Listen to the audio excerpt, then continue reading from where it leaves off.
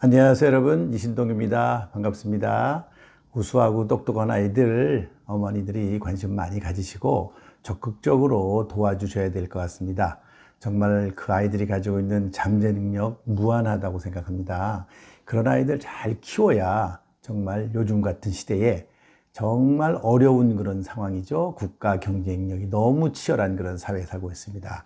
그래서 국가에서도 굉장히 많은 관심을 갖는 것 같습니다. 파워스쿨 시작을 이제 합니다. 3월 12일 날 시작을 할 예정입니다. 파워스쿨에 관심 많이 가져주시고요. 매달 초에 신입생, 원하시는 신입생이 있으면 매달 초에 받아줄 예정입니다. 오늘은 제가 이런 말씀을 드려보려고 합니다. 창의적 문제 해결력이 높은 사람들이 어릴 때 어떤 행동 특성들을 보였나 하는 겁니다. 어릴 때 어떤 행동 특성들을 보였나. 창의적 문제 해결력, 창의적 문제 해결력. 이게 왜 중요한가? 굉장히 이거에 대한 설명을 장황하게 할 수 있지만, 그러나 아주 간단하게 해보려고 합니다. 자, 영재고들이 학생을 선발하는 기준이 무엇인지 아시나요? 영재고, 우리나라에 8개 영재고가 있고요. 그리고 2개의 영재고를 또 만든다고 그러죠. AI 영재고등학교, 그 다음에 바이오 영재고, 이런 거를 지금 더 추진을 하는 것 같습니다. 그래서 이런 영재고들이 과연 아이들을 선발할 때, 학생들을 선발할 때 어떤 기준을 가장 중요하게 보느냐는 것이죠. 그 가장 중요하게 보는 기준이 뭐냐면 창의적 문제 해결력입니다. 여러분들이 아마 입시 요강을 보시면 금방 알 수 있을 거예요. 자, 창의적 문제 해결력이 뭐길래 이렇게 중요하게 보느냐는 것이죠. 그러면 이 창의적인 문제 해결력을 간단하게 설명을 드리면 이렇습니다. 창의적인 문제 해결력은 일단 창의적이라는 말을 띄워놓고 봅시다. 문제 해결력입니다. 문제 해결력. 이 문제 해결력은요, 사실 모든 교육의 최종 목적입니다. 최종 목표예요. 목적과 목표입니다. 문제 해결력.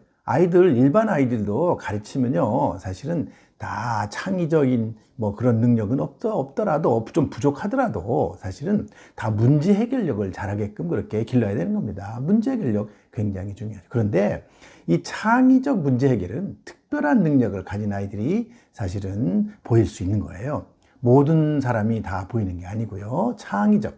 자, 창의적이라는 말은 그러면 뭐냐? 문제 해결력이라는 것은 문제를 해결하는 것이고, 창의적은 기존에 없던 방식으로 문제를 해결하는 거예요. 기존에 없던 방식.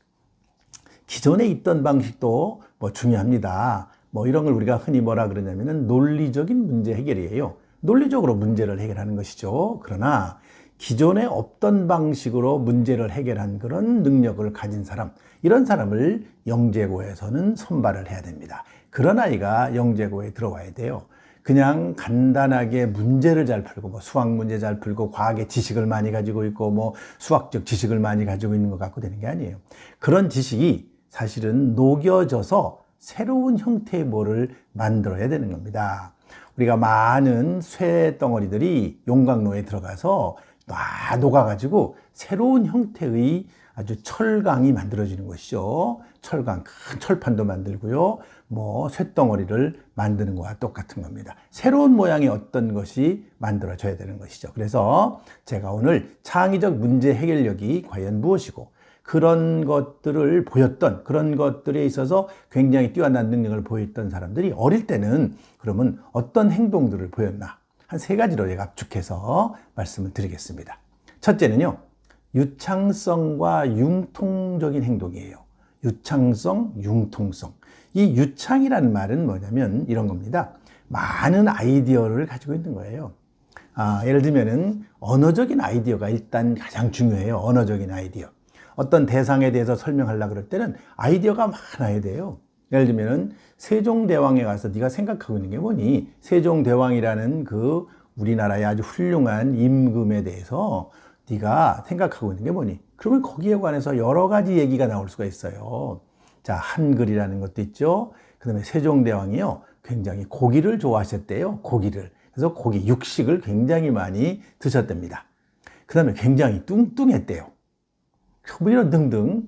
그 다음에 또 세종대왕이 여러 가지 과학 발명품을 만들었고요. 그리고 또 훌륭한 사람들을, 과학자, 똑똑한 사람들을 많이 모아서 공부도 시켰고요. 뭐 등등의 이런 얘기들이 굉장히 많이 나와야 돼요. 이런 것이 뭐냐면 아이디어라고 그래요. 아이디어. 세종대왕이라고 하는 한 사람에 대해서 우리 어떤 아이가 가지고 있는 아이디어, 이런 아이디어가 많아야 돼요. 그럼 이게 세종대왕에 관한 것만 아이디어가 많으냐? 그게 아니에요. 예를 들면은 태양계라고 하는 것에 대해서 네가 생각하는 게 뭐니? 여러 가지 아이디어가 막 나올 수가 있어요. 이거는 지식이 굉장히 필요하겠죠? 사전에 지식이 많이 필요하겠죠? 그럼 맞습니다. 그런 지식이 작용을 해서 많은 아이디어가 있어야 돼요. 이런 걸 유창성이라고 그래요. 유창성. 그런데 이렇게 유창만 되는 게 아니에요. 많은 아이디어가 있으면 그 아이디어가 굉장히 여러 가지 종류의 카테고리로 분류되는 것들이 많아야 돼요. 한 종류의 그 생각, 아이디어만 있어서는 안 된다는 것이죠. 융통이라는 것이죠. 융통. 융통은요, 내 생각과 환경을 어떻게 연결시키느냐의 문제가 거기에 있어요. 여러분들, 환경이 굉장히 다양하잖아요. 다양하면 내가 한 가지의 생각만 가지고 있으면 그런 환경과 다 연결시키지 못해요. 내 생각은 환경과 연결돼야 되는데 그 많은 환경, 다양한 종류의 환경이 있기 때문에 내 생각이 굉장히 유연해야 돼요. 그래서 보통 우리가 융통성이라는 말을 유연하다고 그래요. 유연성이라고 그래요. flexibility라고 그래요. flexibility. 그런 말입니다. 자, 유창과 융통이 어릴 때부터 보이는 아이들이에요. 어릴 때부터 이런 유창과 융통이 보여. 굉장히 유연한 거예요, 생각이. A가 아니면 B가 될 수도 있고 B가 아니면 C가 될 수도 있는 그런 유연한 생각을 가질 수 있어야 돼요. 우리가 어떤 목표를 달성할 때도요, A라는 길로 갈 수도 있고 B라는 길로 갈 수 있는 거죠. 어떤 수학 문제를 풀 때도요, A라는 방법도 있고 B라는 방법도 있는 거예요. 무조건 한 가지 방법만 고집하지 않는 아이들, 이런 아이들이 똑똑한 아이들이고 정말 우수한 아이들인 것이죠. 자, 그러면 둘째는 뭐냐? 둘째는요, 독창성과 독립성이에요. 말은 비슷해 보이지만 상당히 다른 겁니다. 독창이라는 것은 새로운 것을 말하는 거예요. 독창, 새로운 것이죠. 남들이 하지 않은 것, 그 다음에 또 남들과 다른 것, 이런 거를 독창이라고 그러죠. 독창성 굉장히 중요합니다. 맞아요. 이 독창이 있어야만 합니다. 그런데 독립도 있어야 돼요. 독립성이라는 게 뭐냐? 자신만의 방식이에요. 자신만의 방식. 그리고 남을 그렇게 의식하지 않는 그런 성격적인 특성도 여기에 해당되는 거예요. 미국에서 성공한 사업가 20명을 선정을 해서 그 사람들과 인터뷰를 했어요. 그 인터뷰를 해본 결과 이 사람들이 가지고 있는 가장 중요한 성격적인 그런 특성이 뭐냐라고 정리를 해보니까 바로 독립성이었어요. 남들이 뭐라 그래도, 남들이 뭐라고 비난을 하거나 남들이 뭐 조롱을 하거나 아니면 뭐 세상이 이렇게 돌아가는데 왜 너는 그렇게 하니? 라고 하는 것보다는 자기의 방식을 고집했다는 것이죠. 그럴 때 바로 성공한 겁니다. 우리가 지금 유명한 그런 과학자, 사업가 이런 사람들 보면요, 그게 굉장히 강하게 나타나고 있어요. 예를 들어 볼까요? 빌 게이츠 마찬가지죠. 여러분들 빌 게이츠 훌륭한 일 참 많이 했어요. 훌륭한 일 많이 했어요. 또 뭐 스티브 잡스 뭐 여러분들 아이폰 정말 잘 알죠. 애플이라는 회사 만들어서 대단히 성공을 한 거죠. 굉장히 자기 방식을 고집했던 그런 사람이죠. 워렌 버핏 마찬가지예요. 투자하는데도 이 워렌 버핏은 많은 사람들이 지금 그 투자를 하는데 워렌 버핏을 따라가고 있잖아요. 워렌 버핏이 뭘 샀다 그러면 사람들이 막 따라서 산다 그러잖아요. 그런 것처럼 이 사람도 나름대로의 그 자기의 그 방식, 자기의 생각 이런 것을 굽히지 않고 꾸준히 밀고 나가는 그런 사람입니다. 이게 독창성과 독립적인 어떤 그런 행동을 보였다는 것이죠.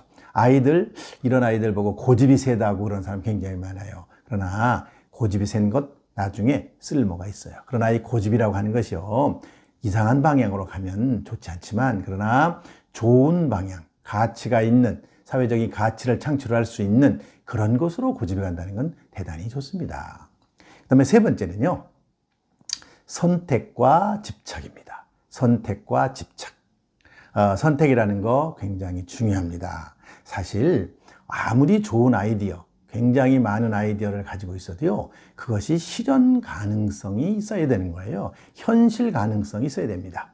우리가 창의적인 문제 해결이라 그럴 때는 바로 굉장히 처음에는 확산적 사고라는 과정을 거쳐서 가지만 결국에는 수렴적 사고라는 방식으로 가요. 수렴적 사고가 있어야만이 확산적 사고가 의미가 있는 겁니다. 그냥 하늘나라에다가 그냥 뭐 신기루 같은 그런 집을 지어갖고는 안 되는 거죠. 이 현실 세계에서는 그것만 갖고 되는 게 아니에요. 아이디어 좋아요. 뭐 엄청나게 좋은 아이디어 내놓는 거 좋습니다. 이미지네이션 좋아요. 좋습니다. 그러나 결국에 그런 것들은 현실적으로 맞는 것으로 압축되고 그리고 정리가 된 다음에 그것이 꾸준히 지속돼야 돼요. 이 꾸준히 지속된다는 거 굉장히 중요합니다. 보기는 듣기는 좋지만 결코 쉬운 일은 아니죠. 아이들도 마찬가지입니다. 어떤 분야에 대해서 자기가 좀 꾸준히 집착을 가지고 공부를 해야 돼요. 어떤 아이들 보면 이거 하다 저거 하다 이거 하다 저거 하다 처음에는 굉장히 좋아요. 호기심 단계는 굉장히 좋습니다. 그러나 어느 정도 정리가 된 단계에 가서는 꾸준히 한 방향의 어떤 공부를 하면 그쪽에서 정말 의미 있는 깊이 있는 그런 결과가 나올 수 있는 것이죠. 제가 오늘 창의적 문제 해결력이 높은 사람들이 어릴 때 어떤 행동 특성을 보였나 라고 하는 그런 주제로 세 가지로 말씀드렸죠. 처음에는 바로 언어 유창성, 모든 유창성에 해당되지만 언어가 굉장히 중요하고요. 유창성과 융통적인 행동을 보인다 하는 것이고, 둘째는 독창적이고 독립적인 그런 행동을 보인다. 그 다음에 세 번째는 선택 그리고 집착이라는 그런 행동을 보인다 라고 정리를 할 수가 있습니다. 우리 아이들 한번 행동을 잘 한번 살펴보시고요. 그 아이들이 이러이러한 행동을 만약에 보인다 그러면 아마 내가 볼 때 창의적인 문제 해결력이 높을 가능성이 대단히 높고요.